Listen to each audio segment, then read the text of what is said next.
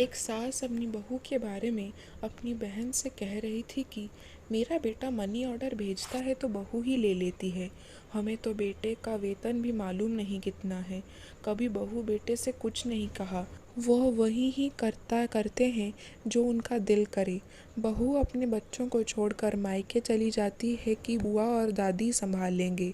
लेकिन अगर कभी मेरी बेटी कहीं चली जाए तो उसके वापस आने तक बहू कमरे से बाहर नहीं निकलती कि कहीं माँ जी को कुछ पकाकर ना देना पड़े।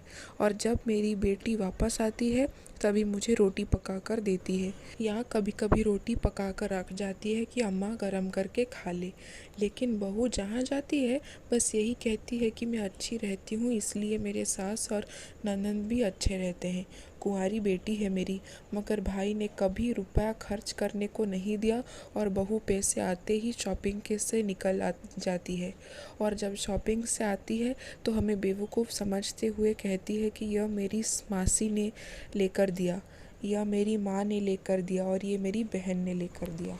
चीज़ें हमारे बेटे के पैसे से लेकर आती है मगर नाम अपने मायके वालों का करती है।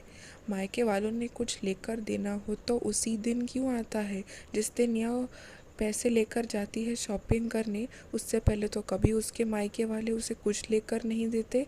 वो अपनी माँ और बहन को भी शॉपिंग कर साथ ले जाती है, लेकिन कभी अपनी ननंद से नहीं कहा कि मेरे साथ तुम भी शॉपिंग पर चलो। मुझे तो शक है कि ये मेरे बेटे के पैसों से अपने मायके वालों के घर भर रही है।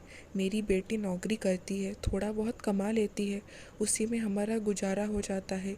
किचन अलग है लेकिन लाइट के बिल एक साथ आते हैं। हम माँ बेटी इलेक्ट्रिक की कोई चीज़ इस्तेमाल नहीं करते सिवाय पंखे और स्त्री के फ्रिज तो एक ही है। बहू कूलर चलाती है, माइक्रोवेव है। मुझे तो ये समझ में नहीं आता माँ को खिलाना किसकी जिम्मेदारी है, बेटी की या बेटे की।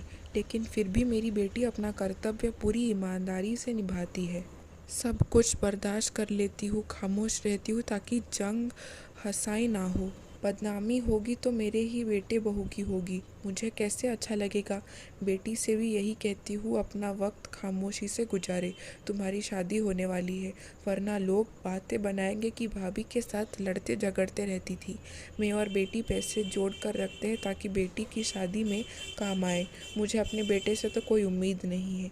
मेरे बेटे की भी बेटे हैं, कल जब उसकी बहुएं आएंगी उसके साथ ऐसा करेगी तब इस बात का एहसास होगा विधवा माँ अनाथ बहन ने किस कदर तकलीफ से अपनी ज़िंदगी गुजारी है।